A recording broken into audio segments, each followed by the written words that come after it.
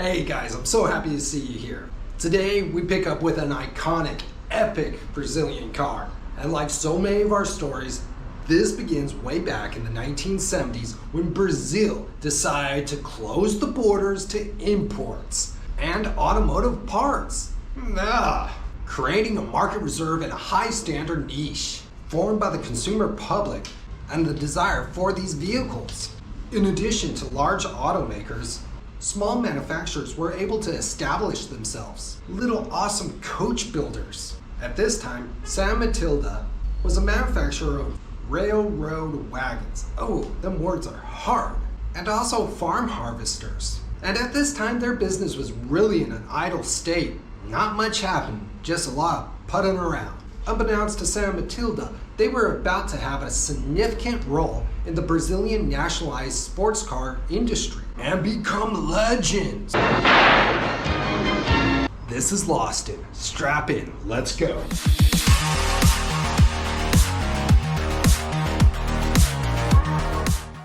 In this group of people of European sports cars enthusiasts was Dr. Roberto Pimentel, and I will now lovingly refer to him as the Doctor, who owned a sweet little 911 Targa S. This man loved his Porsche. He daily this thing, took it everywhere. But after escaping a near fatal accident, his cherished 911 was totaled. Ouch! Concluding with a body shop about repairing the Doctor's 911, it seemed this would be nearly impossible, if not unfeasible, due to the value of the vehicle and the lack of components. This sat heavily on the poor Doctor's mind. The scarcity of future parts was a grave concern for the Doctor. It was then, at this time, his daughter, Ana Lydia, suggested that her father should allow her to create her own car brand. At her father's factory in Tres Rio, quite close to her father, Ana Lydia was a 19-year-old girl who loved sports cars and determined to graduate with a mechanical engineering degree. The idea was immediately rejected by the good Doctor. And with reason, over a serious concern of automotive development and engineering, seriously daunted by all the challenges that this would bring. It was the 1970s, and the good Doctor, with that hole in his heart, missing his Porsche, decided to buy the best Brazilian national sports car, which at the time, to him and to many others, it was the Puma GTB.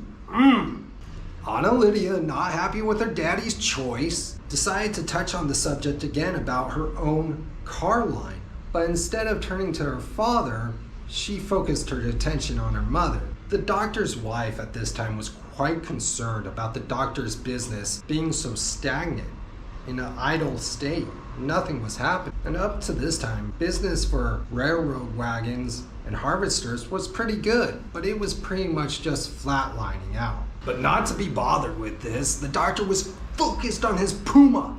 Puma. Analyzing the plans and anxiously awaiting his Puma GTB, the Doctor made some suggestions to the head of Puma, suggesting to make such changes to the car as improved structure, safety, and stability. Puma's answer was not so kind, or polite for that matter. This kind of enraged the Doctor and pushed him into reconsidering a sports car, one that reached his safety requirements, his level of awesomeness. The Doctor, really offended by Puma's rudeness and unsatisfied by his very long wait for his Puma GTB, finally accepted the challenge proposed by his daughter. First step was create the car project and begin to assemble your team. And under the baton of the good Doctor, the SM project was born. Yes. According to the Doctor himself, him and his daughter, Ana Lydia, went through countless sports cars, but none of them were good enough for him. None of them would serve as the base for his product. The next step to define was what mechanics were we going to use. The choice was Alfa Romeo, but Alfa Romeo declined for their products to be used in this. The second choice, and a very wise one by my humble opinion, was the Opala straight six 4.1 liter. Power! Talk about power! The creation of the prototype, the man chosen to bring this to life, was Renato Peixoto. Peixoto was well known in the automotive world, having worked on several race car projects, such as the famous Casal A2, which he drove in the 1,000 miles of Interlagos, against such legends as Tony Bianco himself. The prototype was developed using part of the factory's employees, also going as far as to hire external labor.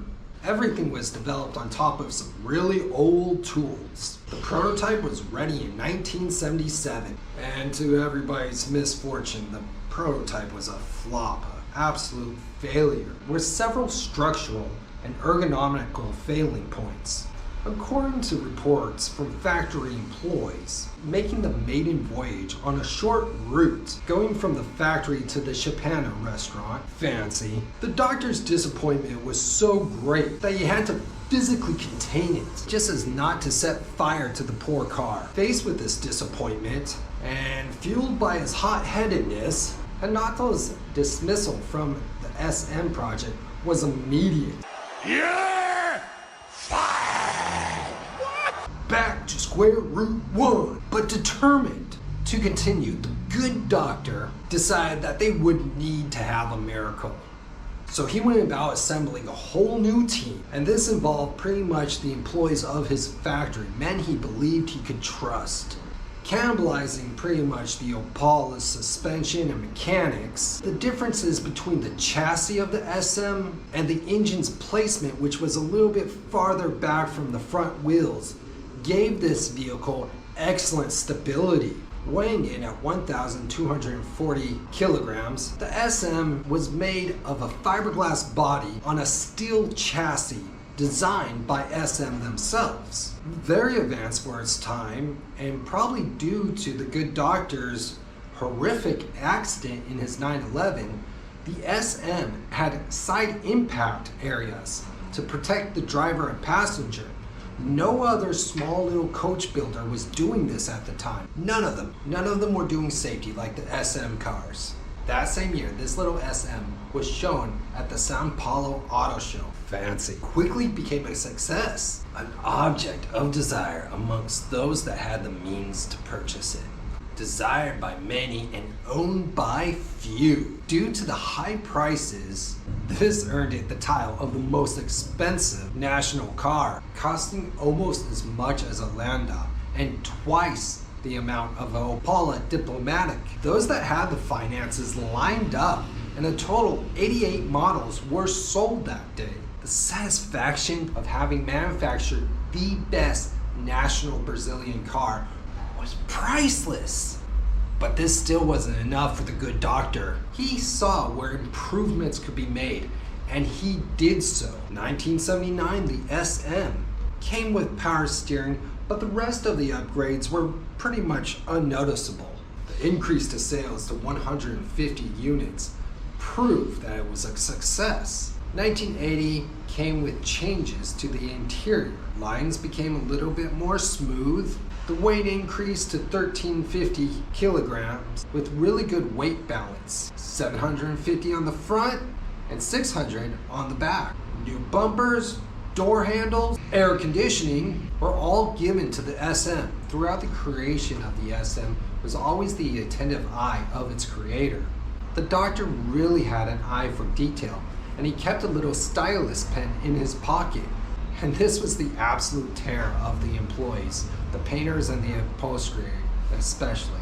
Whenever he saw that there wasn't something good with the paint job or the body work just didn't look right, he'd take this little stylus pen and just give it a nice good scratch, good and deep, so they'll have to do their work all over again.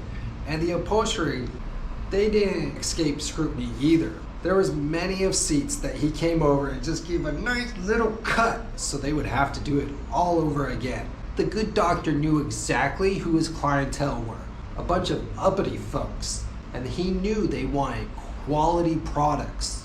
It's really worth mentioning that everything in the factory was done exactly the way the doctor wanted. No ands, if, or buts. You do it his way, or it's the highway. 1982, the bodywork goes through more changes, gaining more harmony and aerodynamics. Despite the approval of the entire team, saying, "Yay, we did it, guys," the good doctor wasn't satisfied, and everybody at the factory could feel it. He already had the next stage in his head, and everything else just wasn't good enough. The hatch model was canceled, and 4-cylinder motors became standard, and the simplest model was called standard.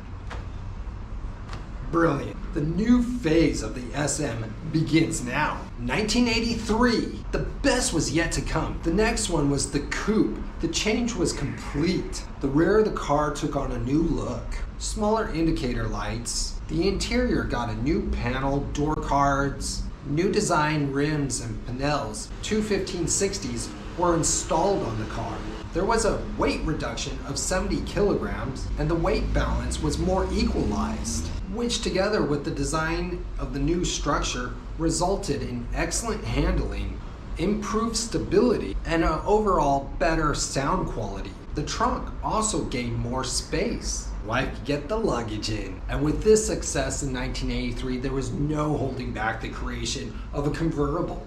Every good car manufacturer rewards themselves with a convertible. You ain't nobody if you ain't got a convertible. With the doctor's good relations, he got himself a 1974 Mercedes convertible. This was a 450 SLC model given to him by a family friend. It was from this Mercedes that inspired the look of the new top for the SM car. 1984, the convertible option was now offered, which came from the factory with two tops. A winter top, which was made of carbon fiber with glass windows, and the soft top, which was made of canvas and folded back into a compartment behind the back seats. So that's awesome. So if you were out enjoying your convertible top and you just left the hard top at home, rainstorm came up, no problem. You had the canvas top to protect you. And the chassis of the car was improved too, so it was a solid structure for the vehicle. And this was unlike any other convertible fiberglass sports car that was being produced by any coach builders here in Brazil at this time. The SM convertible had a very rigid structure that really kept body flex down. That's when you're going around a turn and the body wants to roll this way or that way. This was an extremely rigid frame that prevented that from happening. And the windshield did have its angle change, becoming more streamlined. In '85, another big change happened. The interior was remodeled.